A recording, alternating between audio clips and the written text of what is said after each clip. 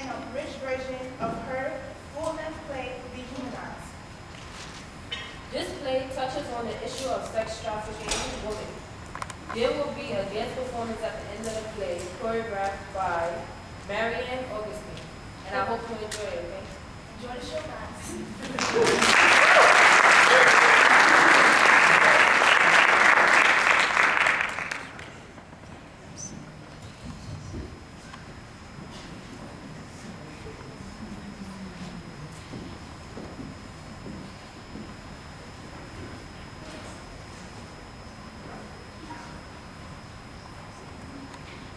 Can you hear a single voice in the night? Can you hear a single voice in the night? Can you hear a single voice in the night? What if there were two? What if there were three?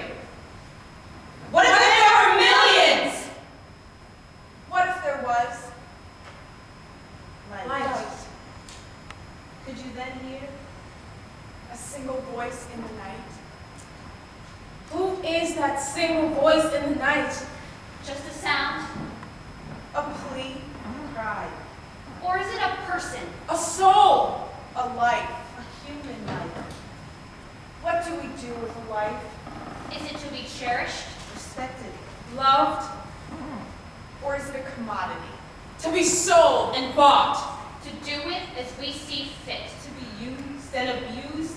To be marred beyond recognition? Until the whole human race is dehumanized. Is there a single light? That can shine through? The darkest. Of nights.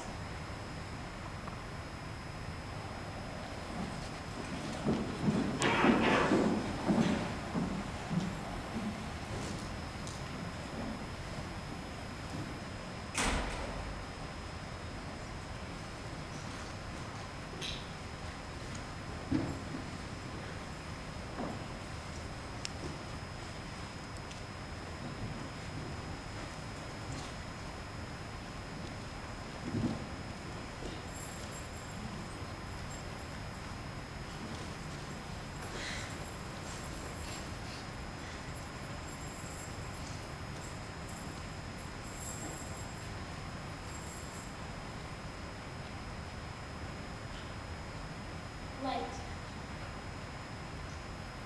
It's a beautiful thing. When we're cold, its heat keeps us warm. It travels at this crazy fast speed all the way across the galaxy just to put some stars in our night sky. So we don't feel so alone.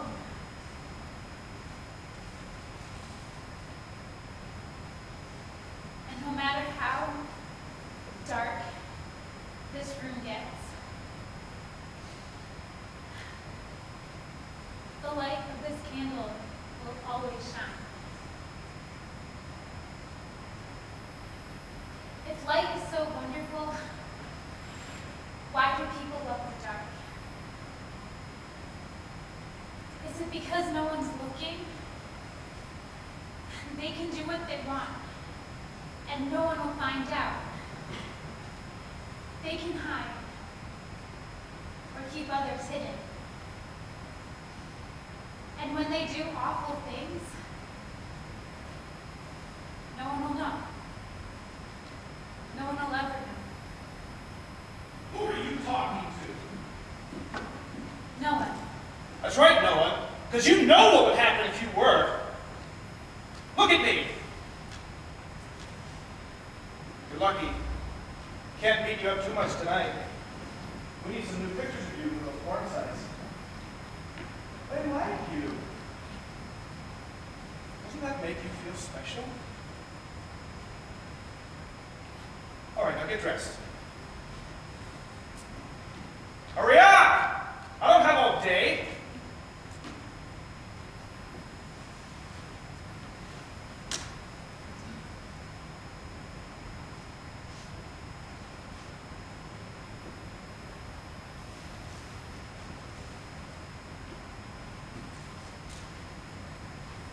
Now finish cleaning up.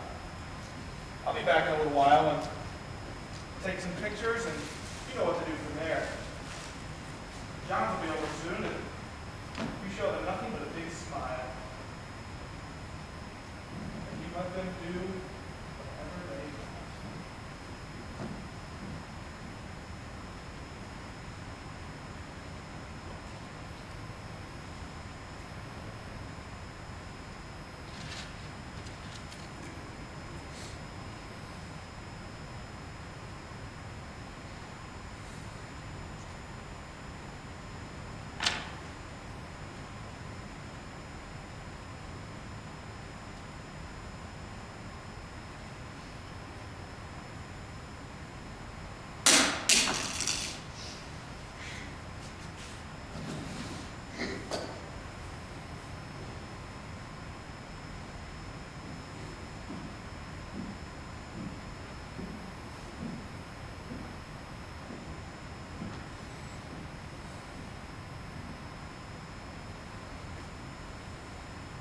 It's okay, girl.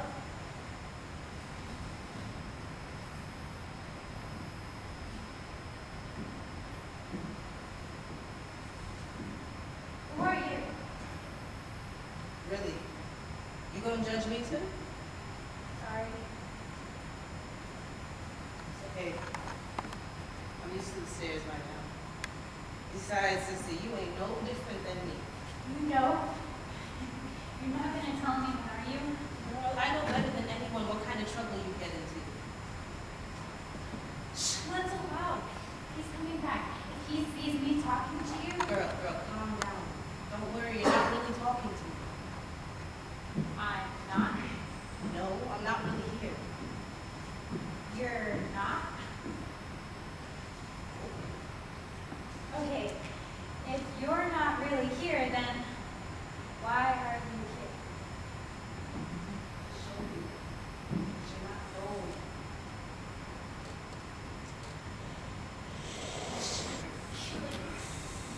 Why don't you take them off? I can do that. You know how girls are with their shoes? They hurt like hell, but we wear them anyway. I mean, it's almost like a trick doesn't want you to wear the brainwash shoes and never take them off. Sounds rough. That's not good. Trump is one to believe him so bad. What you do? Now I can leave. Leave who?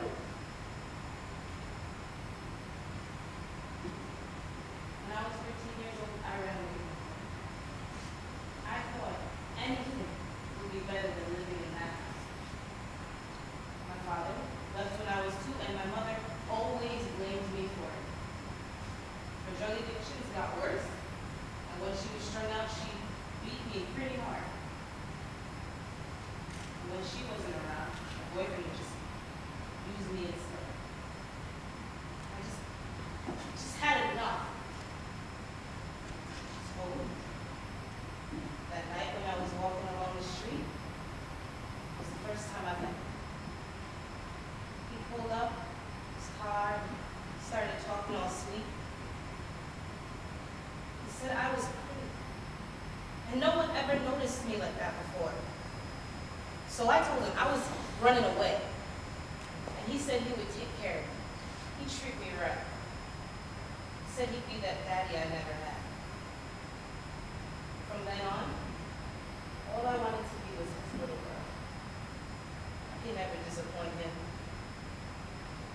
So, when he took me to the club and told me to take off my clothes, I did. Staring into his eyes the whole time. And when he told me I needed to have sex with men to make some money, I did. I didn't want to, but a part of me already knew how, so I did. I mean, that's what my mother's boyfriend had been doing to me all these years. And I learned to never say no to him because then he would just beat me even harder. But I'm so pretty used to that by now. Guess this is all that life has for me.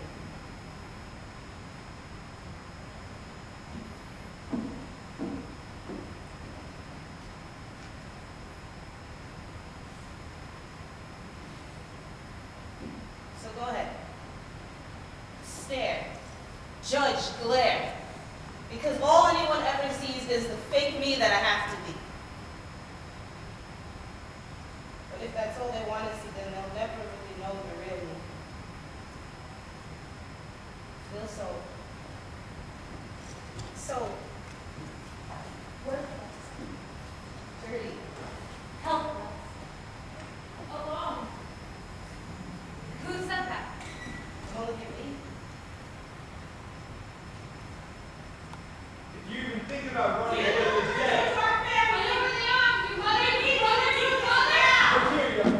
I did. And I'm scared to tell my story, even in a dream.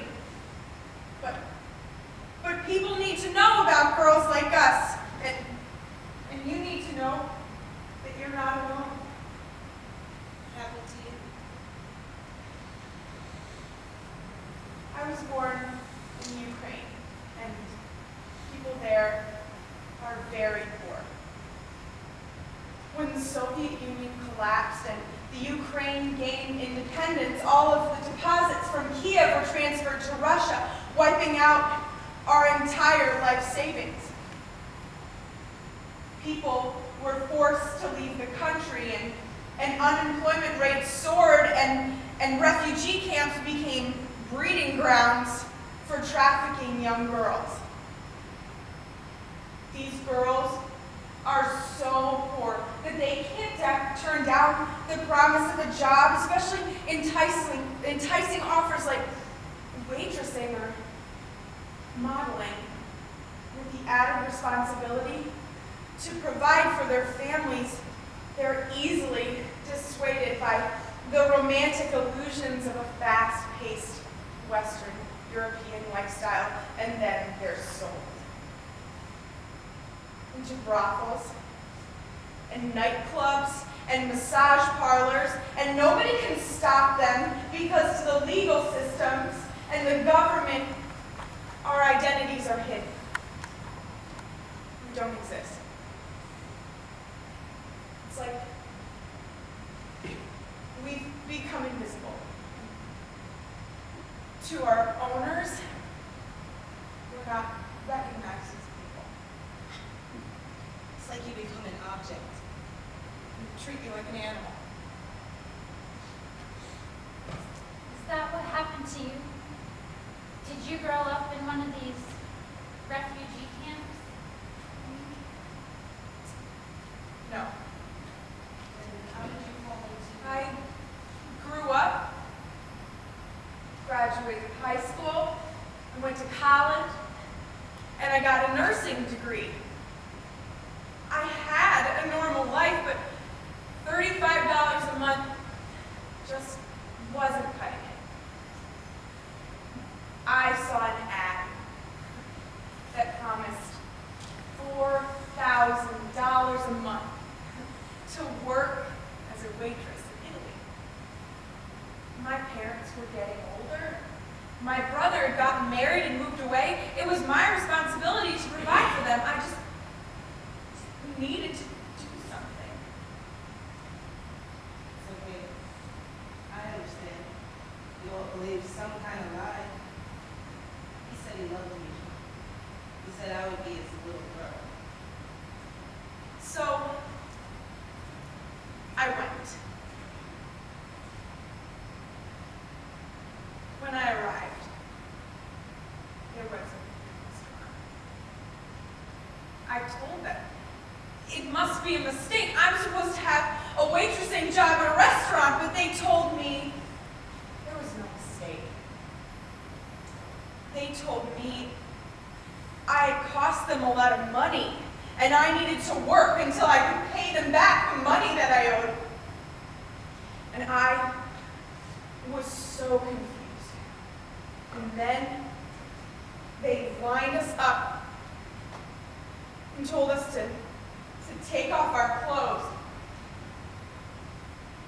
One of the men asked me if I had ever had sex before.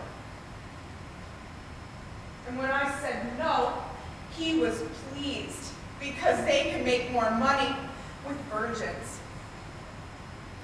I freaked out. This wasn't a restaurant, this was a brothel. And then they gave us our outfits and instructed us on how to act with the Johns. We were to smile and do whatever they said. I told them I couldn't. I just couldn't. And so they locked me in a room and they didn't feed me for days until finally I gave in. And that first night, I was sold at the Virgin price 15 times. The shame and the uselessness I felt on that night was Permanently seared and branded into your memory, so deep it could never heal. I know. They lined us up like cattle too. They made us take our clothes off and examined us, gave us uniforms. And I know what it's like to be hidden in a house and not be allowed to leave. And I know what it's like to receive those looks that tell you you don't belong in this world. And I know what it's like to be invisible. To have people not even know that you exist or that people are treating you this way. The German people had no idea what was really going on. the German. Were you? I was deported to Auschwitz when I was 17. When I arrived, my mother was told to go to the right line, and I was told to go to the left. That was the last time I ever saw her. Later, I found out that the right line had been sent to the gas chambers. I had been chosen for the labor camps. But before we could start work, they took away any dignity that we had left.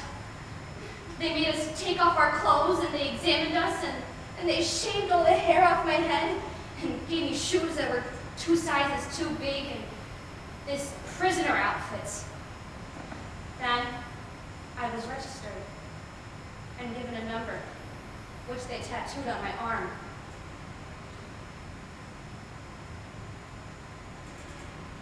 They gave me a number too. Do they not consider us humans? One day I had enough.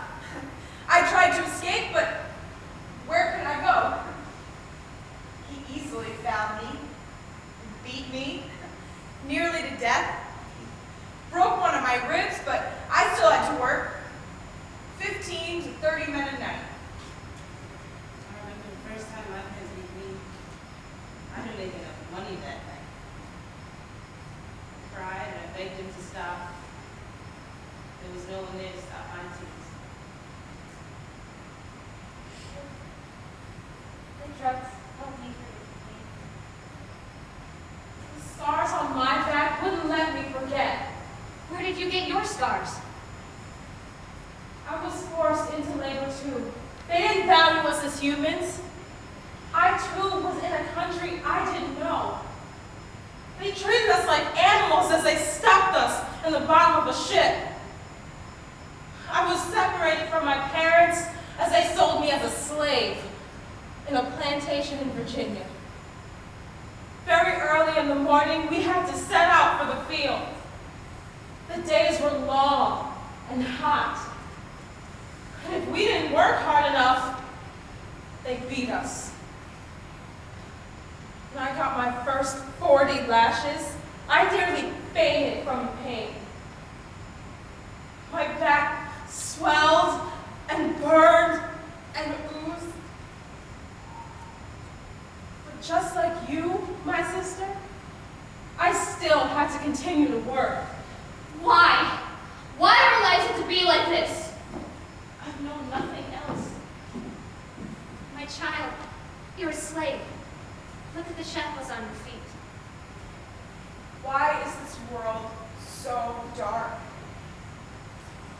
Why do they treat us like this? Why have we been exploited? Why have we been shamed? Why have we been beaten? Why have we been dehumanized?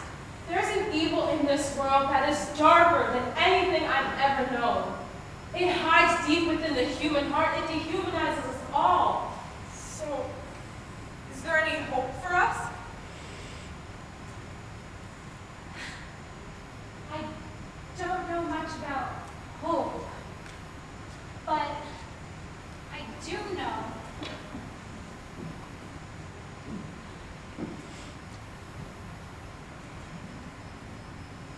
there is light. And no matter how dark this room gets, the light of this candle will always shine. That's right, my child. My candle was that northern star in those songs of Moses, carrying the Lord's people to the promised land. I think I've forgotten how to hope. What's that? It's that single light showing you the way to freedom.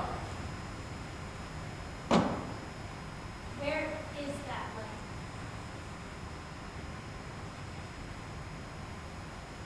Who are you? And what are you doing here? It's okay. What happened to you? I too was dehumanized. I left my home, just like you, to go to a faraway place, a place full of darkness. I came to bring light, but people hated the light and rejected me. They beat me until I was marred beyond recognition, and they spit on me. They took a crown of thorns, and they put on my head. They mocked me. Then they took my hands, they took my feet, and drove nails through them, binding me to a cross of wood. Then I hung there as the wrath of God was unleashed against me. I cried out, my God, why have you forsaken me?" I hung there as the punishment for all the evil in the world consumed me. I hung there until I gave up my spirit. But if the light dies, is there no hope? The light never died, no matter how heavily the darkness pressed it. Has this candle ever ceased to shine through the darkness? No. Evil and darkness did not defeat me. They could not kill me. I gave my life. And the grave could not hold me down, for in 3 days I rose from the dead. And in doing so, I overcame all the forces of darkness and evil in this world. And now if people turn from the darkness in their hearts and put their hope in me, they will be with me forever. On that day, when there's new heaven and a new earth, we're going to spend eternity with me. Yes, there will be no more death, or mourning, or crying, or pain. And I will wipe away every tear from their eyes. But where were you during all of our pain?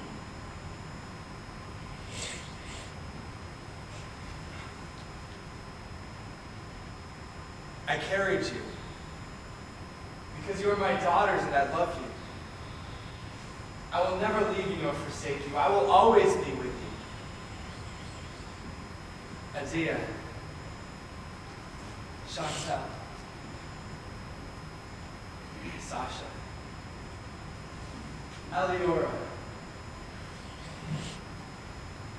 come with me.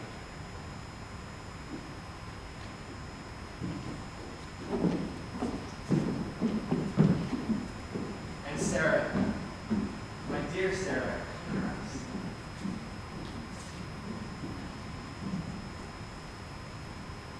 So, there is hope. yes, in me there is hope and light and truth.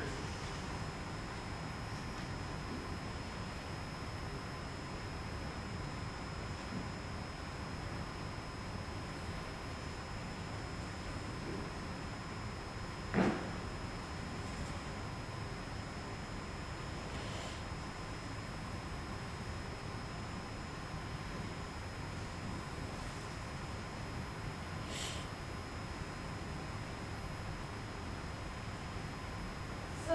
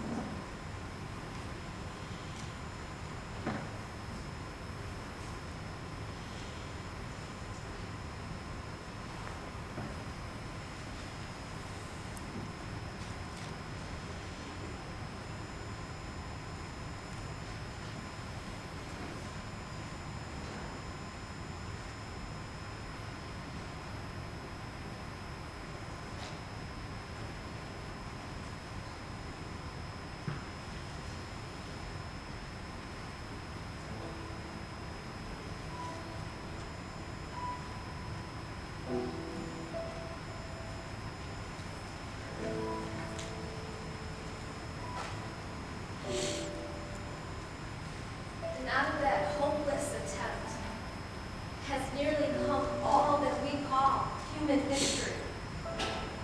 Money, poverty, ambition, war, prostitution, classes, empires, slavery. The long, terrible story of man trying to find something other than God, which will make him happy. C.S. Lewis.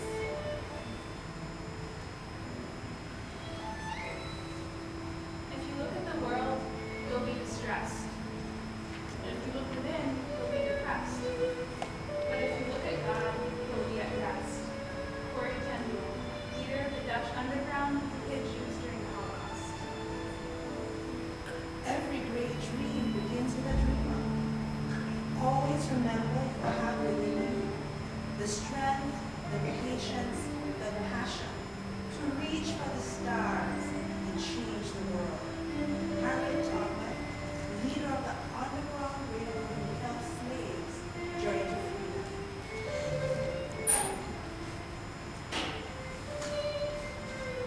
Where justice is denied, where poverty is enforced, where ignorance prevails, and where any one class is made to feel that society is an organized conspiracy to oppress, rob, and degrade them, neither persons nor property will be safe. Frederick Douglass, abolitionist.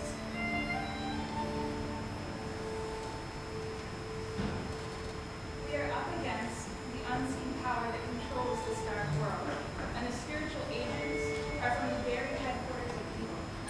When we are powerless to do a thing, it is a great joy that we can come and step inside the ability of Jesus. Corrie ten Boom.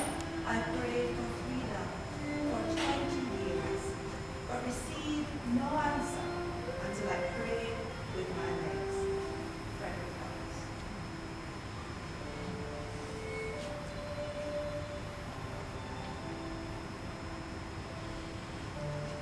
There are times to read history, and there are times to make history. We live right now at one of those epic moments in this fight for human freedom.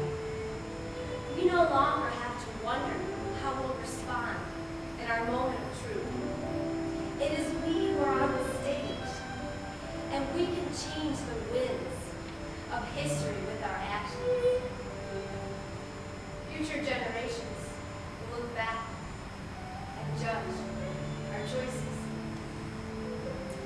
and be inspired or disappointed. David Batson, modern day abolitionist.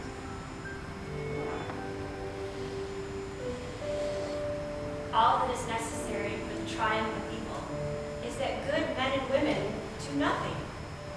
Edmund Burke. You may choose to look the other way, but you can never say again that you did not know. William Wilberforce.